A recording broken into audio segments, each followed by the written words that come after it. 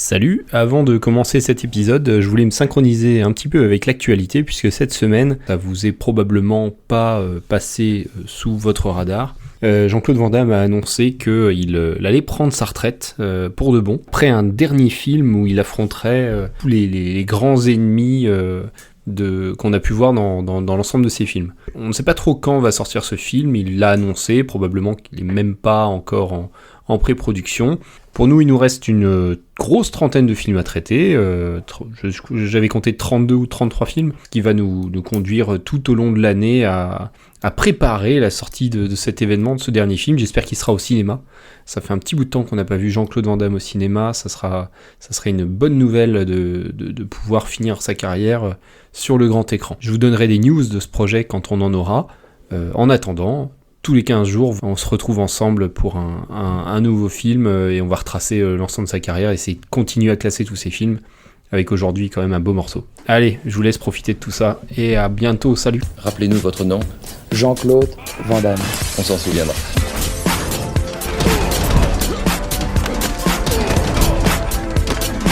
Van Damme Express.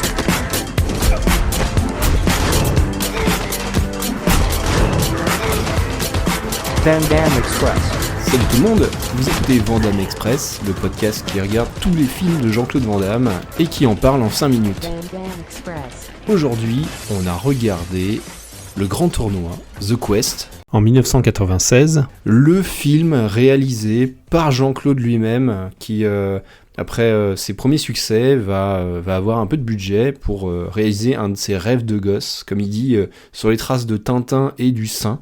On va voir que c'est un film d'aventure qui va traverser les continents, avec un héros plutôt naïf et généreux, et Roger Moore, comme dans Le Saint, il l'aura présenté à l'occasion comme le Ben-Hur des films d'arts martiaux. Donc on va voir dans cet épisode à quel niveau on se trouve. Van Damme interprète Christophe Dubois, qui est un artiste de rue à New York, on est en 1925. En fait, c'est clairement quelqu'un qui a été abandonné dans son enfance et qui a survécu comme il pouvait. Aujourd'hui, il s'occupe d'enfants abandonnés, délaissés dans les rues. Donc, il survit de vols, mais on voit assez vite que tous ces vols servent à faire survivre ses enfants. Mais il va se retrouver dans un imbroglio.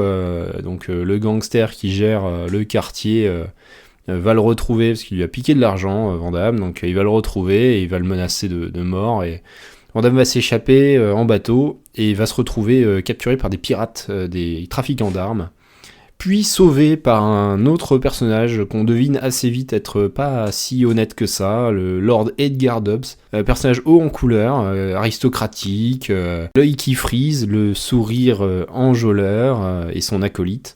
Edgar Dobbs joué par Roger Moore qui va le sauver et qui va en fait finalement le revendre comme esclave au Siam, donc c'est le Thaïlande à l'époque. Bon, il va lui promettre que vas-y, va t'entraîner, dans 15 jours tu auras un bateau pour New York. En fait, c'est complètement faux. Il va y passer 6 mois, il va se faire entraîner, initié au Muay Thai, et il va entendre parler d'un grand tournoi, le Gangjen, qui se déroule au Tibet. Bien sûr, l'Asie est tout petit dans ce film. Au Tibet, en fait, ça recoupe le début du film, où on voit en fait le chef du tournoi au Tibet envoyer des moines partout dans le monde pour recueillir les meilleurs combattants d'arts martiaux du monde entier. Il va vouloir participer au tournoi. Finalement, la dernière partie du film, c'est lui en fait qui, à l'aide d'Edgar Dobbs, donc qui cherche toujours à manigancer pour gagner de l'argent et tirer profit des situations, mais également d'une jeune femme, une journaliste également richissime, Carrie Newton. Il va rejoindre le tournoi. Il n'y est pas invité, mais donc le Maxi Divine, le champion du monde de boxe et le représentant des États-Unis, va lui laisser sa place et là, il va affronter les meilleurs combattants dans ce grand tournoi. Donc on a une espèce de film un peu hybride entre le grand film d'aventure, on voit des paysages, on voit New York, alors le film a été tourné entre la Thaïlande, la Chine, New York et Montréal, j'imagine pour les studios.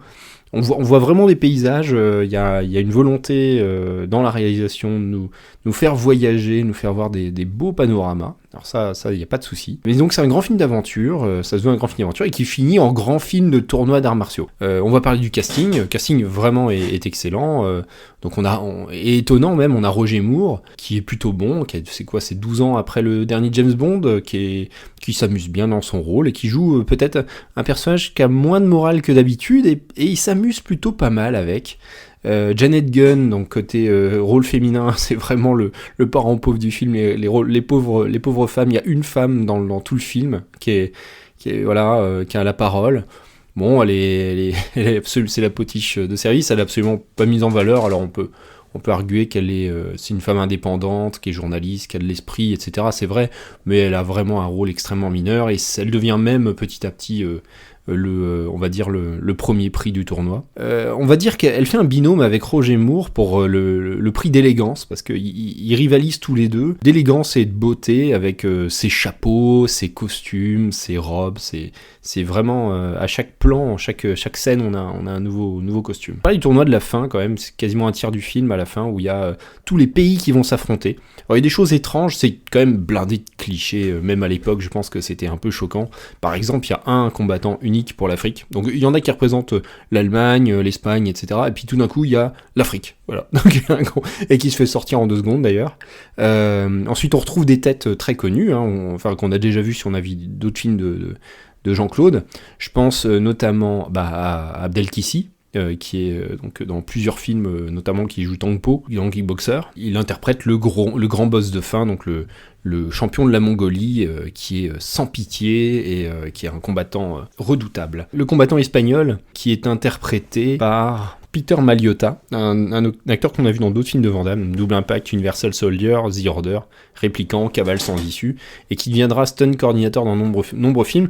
Donc son personnage, c'est l'espagnol. Alors on est dans le toréador, il se bat comme un toréador. Il y a aussi l'allemand, alors bien sûr, qui arrive en zeppelin. Le zeppelin qui aura un rôle dans le film, donc c'est l'occasion pour Van Damme aussi de vendre quelques arts martiaux comme le kung-fu, le muay thai, la boxe. Voilà, c'est quand même intéressant de voir ces représentants. Sur la capoeira aussi, on a un Brésilien qui est vraiment impressionnant, avec un duel. Je pense que le sommet, c'est un peu le duel capoeira contre Kung Fu, qui est vraiment un combat pas mal. Après, je vous ai dit que ça dure un tiers, il y a une demi-heure de film sur le tournoi, on a un certain nombre de combats, ils sont quand même assez rapides et expédiés, même si c'est quand même assez intéressant, parce qu'il y a du rythme.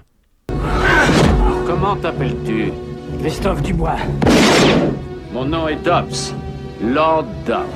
Dépêchez-vous, allez! Il est vendu comme esclave. Chris Dubois, qui nous vient d'Amérique, le meilleur combattant qu'on ait jamais vu.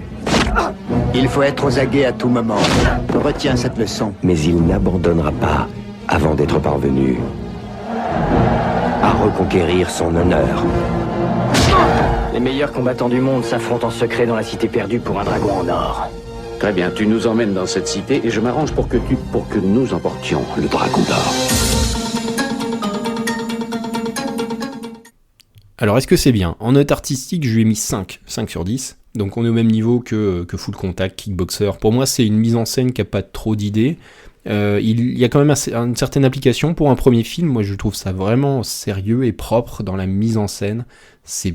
Il y a quand même quelques plans un peu posés, il y a une volonté de faire des panoramas, c'est pas dégueulasse, l'image est belle, il y a quelques petites fautes de goût, des problèmes de raccord, c'est pas le problème c'est la cohérence du scénario avec l'enchaînement des événements. J'ai l'impression que c'est une suite de scènes un peu posées les unes avec les autres, avec quelques petites idées pour les enchaîner, mais c'est là où le bas blesse. Il y a un petit problème d'enjeu et de motivation des personnages pour enchaîner. Bon, pour un exemple, quand Roger Moore recroise le personnage de Van Damme au milieu du film, Van Damme lui dit ouais, je veux récupérer le dragon d'or, et hop, ça rembarque tout le monde dans un nouveau périple, mais ça fait vraiment très artificiel, et c'est le gros souci du film. Donc 5, c'est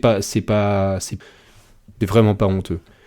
Côté bagarre, on est un peu mieux loti, forcément, parce que c'est quand même un film de bagarre, globalement, avec des artistes martiaux qui savent s'y faire, même si c'est pas réalisé avec une grande maestria. Je lui ai mis un 7, alors ça le place au-dessus de The Order, par exemple, et à peu près à égalité avec Répliquant ou Piège à Hong Kong, avec des combats vraiment bien. Il y a un petit problème d'idée dans la mise en scène, mais globalement, on en a pour notre argent côté bagarre, avec des artistes martiaux qui savent ce qu'ils font et qui sont crédibles.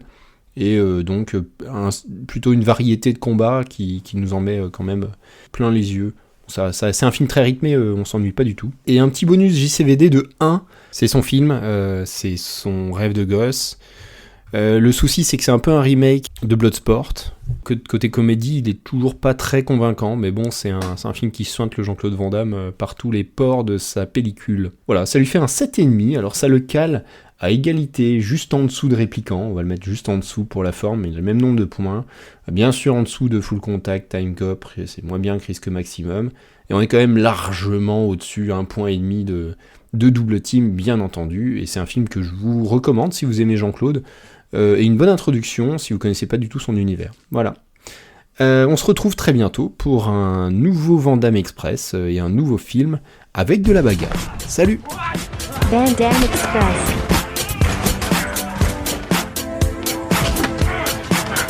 Van Damme Express. Van Damme Express.